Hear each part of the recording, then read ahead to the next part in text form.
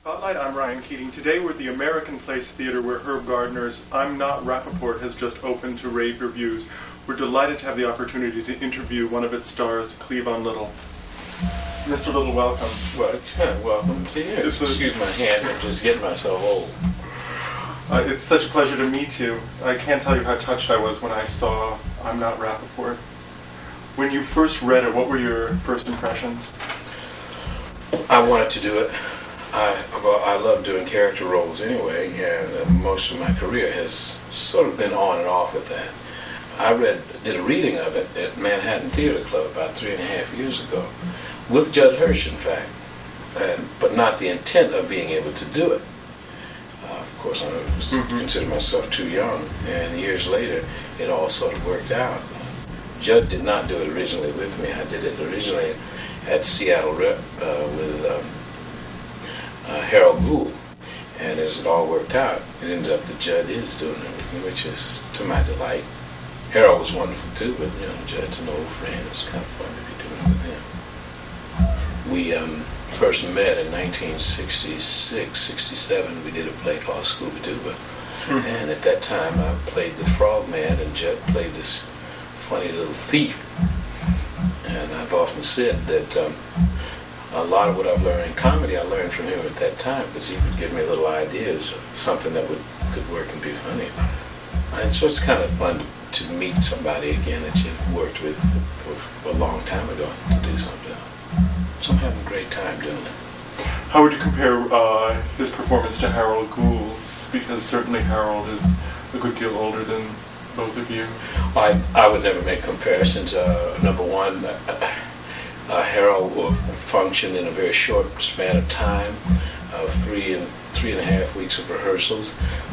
Harold is a different type, different kind of person,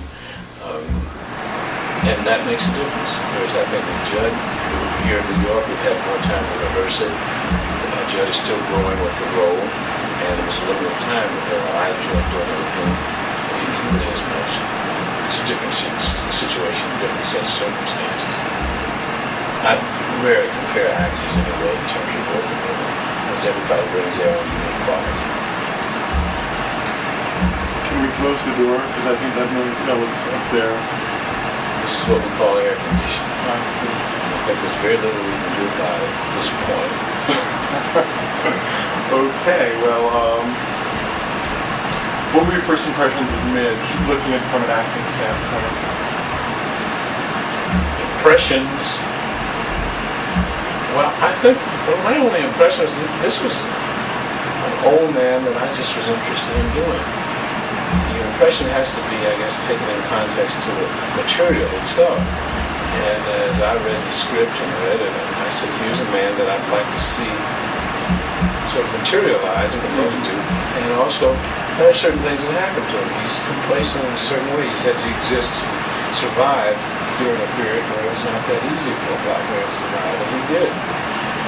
He's in contemporary time is 81 years old, and one of his contemporaries is there who survived his own kind of way. And they're not dealing with black and white, that's not the issue. The fact is, something does happen to Midge in the course of the piece. He does change, he does evolve. Both of them. That, to me, makes for an exciting, interesting drama. If there's an impression, I just like the old man. I just like playing him. He reminds me a lot of my father. This old man right here. I don't know if you can see him, but I can't really see him. But that's my daddy. And he's 80 years old. Well, that must be. Has he seen it yet? No, he hasn't seen it. He's going to come sometimes next month. My daughter. It seems Herb Gardner has such a wonderful insight to the turmoil of growing old. He's a great observer of behavior, and he does carry that old spirit into a lot of his work. He talks about the senior citizen, and they should be talked about. They should be, I think, revered in our society, which we don't do. We sort of push them aside. I had an interview earlier today with a gentleman, and he's had an observation of these two young kids were walking on the street, and this old lady had pushed him and said, you don't belong here. I thought and she cried. I thought it was a tragic thing to see happen, and it shouldn't happen. The play itself does not. I mean, it talks about those kind of areas, but and it doesn't talk about it comedically. It certainly has its serious moments. But I think if there's anything to be gleaned from the piece, it is that we need to have much more regard and respect for our seniors, because we all are going to become old if we live that long. Well, I don't think young children really realize that, which is, it's going to be a lesson one day, sooner or later. But why do you think that's so, that the youth of today seem to have lost its respect? We've lost. I remember growing up that on Sunday afternoon we all had dinner together, or in the afternoon. People don't do it anymore. Everybody sort of eats on their own time, sit together. Families, I don't believe, really begin to relate. Mothers and fathers are both working and they're never at home at the same time. Kids grow up without really knowing their parents, thus not getting a chance to know themselves. I think there's just a lack of respect. I'm amazed at how many kids have problems with their parents. Adults, in fact, even my age, who talk about the relationship with their mother or their father and how bad it is. I had great relationships with my mother and father, but it seems that that's not happening a lot. And thus, people have children and they don't have great relationships with their children. So kids are kind of dispersed without real attachments. And my daughter lives in LA, and I try to keep as close to her and as attached to her as possible. She's in a good home and family environment. She has a mother and she has a stepfather, and that's a good tie for her. But by and large, people don't do it. I would love to have a family and have children, and I would make sure that I keep that attachment real close. But that's something you have to do. I'm rushing it. You had once said in an interview that comedy is a very spiritual thing, and it seems Mr. Gardner has been able to make a stronger statement with comedy than if this were just a serious play. Oh, I think so. I don't think everyone understands that, but I guess it could be regarded as very spiritual. It's certainly a very serious thing. When you think of comedy, you always think of it in reverse to what's going on. When you think of someone slipping on a banana, you look at it real seriously, that can be serious. It can break a collarbone, it can break their head, break their neck, crack their nose, do all kinds of things. You laugh as I say it, but you think about it. But it's funny because of the extreme of what can happen. So in a sense, this play does deal with a serious subject in a comedic way. Not being serious, it's not black comedy in that sense of morose comedy, where it deals with a serious thing comedically and it's almost painful. It certainly doesn't do that. It just touches a lot of feelings, and that's what makes it exciting. And it also, I think, working with Jeff Hirsch and the other actors and actresses, it makes it all a kind of celebration of acting too. It's a good play for actors. As you had said earlier, Midge is in his early 80s. How do you prepare for the role? How do you research him? Well, I've always observed behavior. I especially observed behavior of senior citizens. My father's 80. That's certainly a great example of it. And I consider myself a character actor. I mean, there's a natural tendency to watch human behavior and to mimic it. Now, in terms of doing someone this age, I have to think in terms of what their life is like, in terms of just their mental life, much less their physical. Physically, it's always kind of easy in a way, but you have to sustain it. Physically, you know everything is slower. You know something sort of happens to the voice, and you don't always talk the way you used to when you were young, man. And you reach for something over here, and you got to see what you're doing. And it's not reach it and hit it like that. It's different, and that's sort of a form of preparation. I'm still preparing. Hopefully, as long as I do this role, there will be periods of preparing and growing. One of the exciting things about doing it with Judd, because I've been doing it longer, I've established certain things, and he's still growing. It's fascinating to watch him do certain things as he comes into the knowledge of how to do it. He may move a little slower in a scene that he hadn't done the day before, and you see him just sort of blossom, and that's really exciting for me. Very exciting, and it's good for me too, because then I start becoming more aware of my old age. He went to a home and saw smoking people. You see them on the streets; they're all over. Preparation is really not too difficult. How did you become interested in acting? I don't know. I think it was something I knew I was going to do. I knew it. I prepared for it.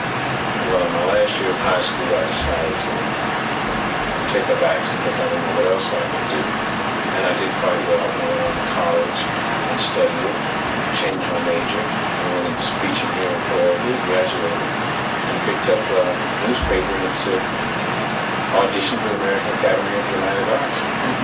And I went for it and won. And that's how I came to New York. So, and you're from San Diego originally? Yeah.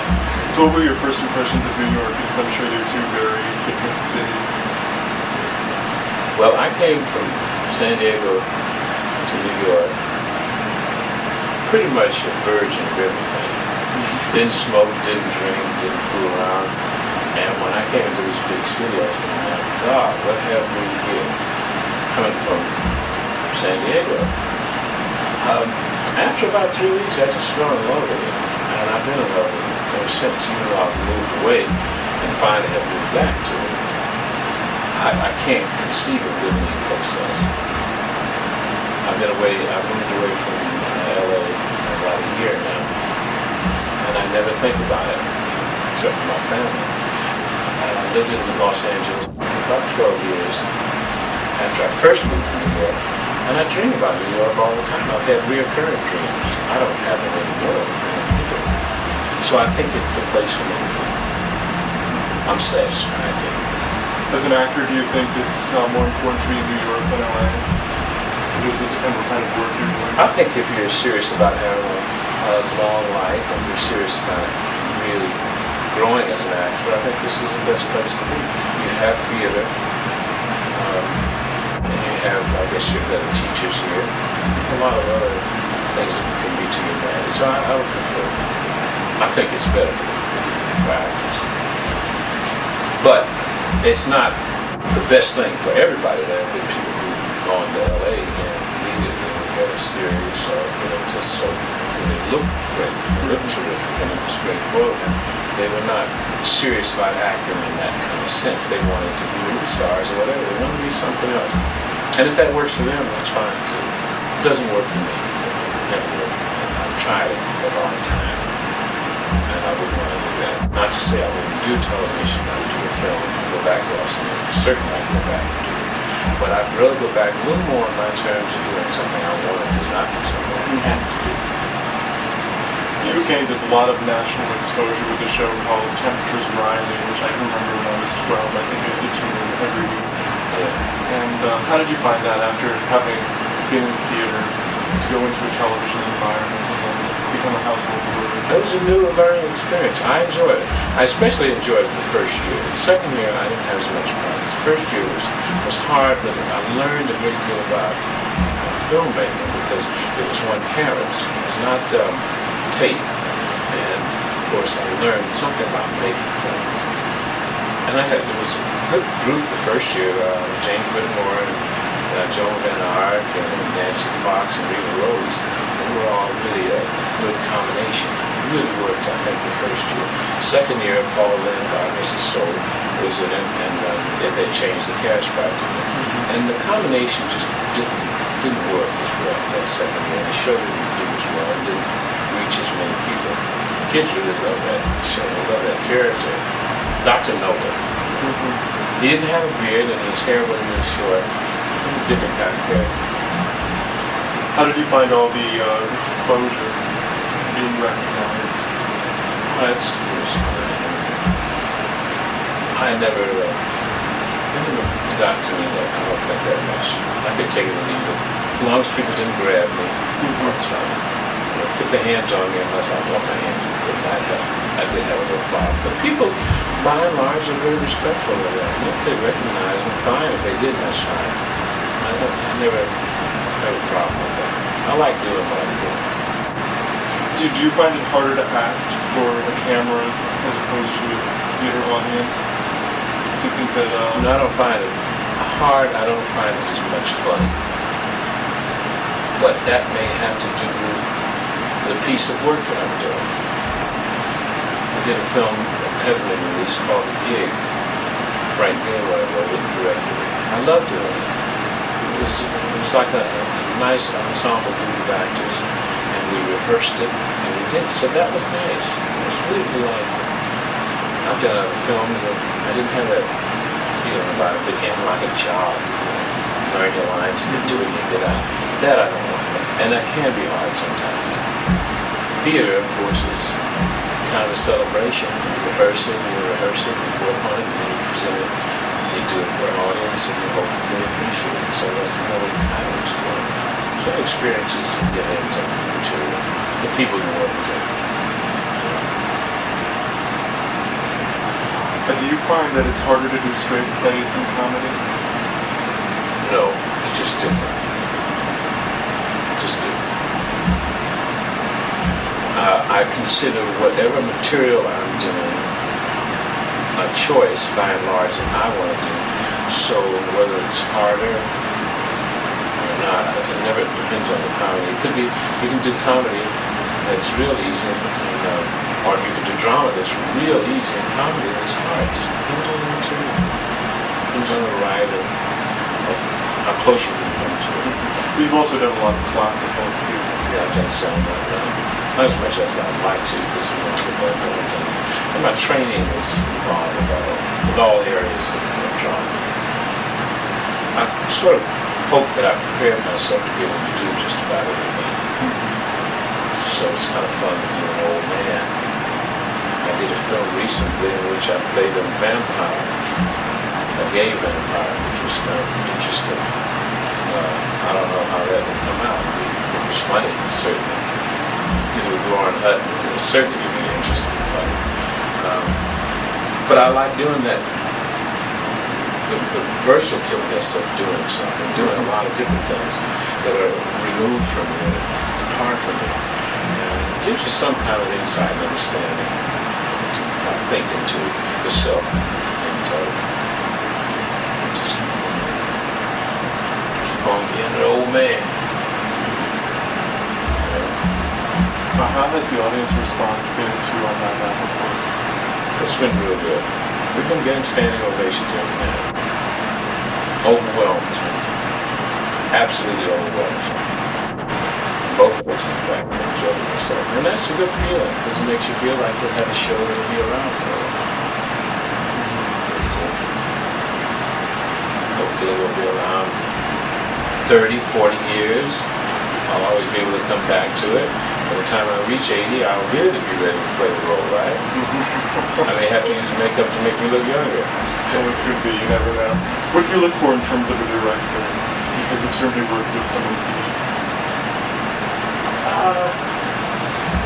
I think I look for a director who understands script real well, understands human behavior, understands the actor well enough to know how to get them to do some things that might otherwise be real hard for them to do. Danny Sullivan directed this piece, and I think he's done a really good job. He has that kind of insight because he's an actor himself, and certainly he understands the actor's process and the actor's problem. So that's good too. Without pressing anything, I have to be cognizant of time now because makeup I have to really look at time. I know how good time is. So check on that. We got 6 foot 4. We've run 5 minutes. Oh, okay. Don't make me push it, I don't mind talking. but I know my makeup man has so much time with myself and so much to it. So. You've also worked with Mel Brooks. Yeah, I did a film with him. I played a cowboy. I fulfilled my fantasy. I always wanted to play a cowboy. And I got a chance to do it. And he's a funny man. I enjoyed doing that show. I'd love to do something else with him. Another film.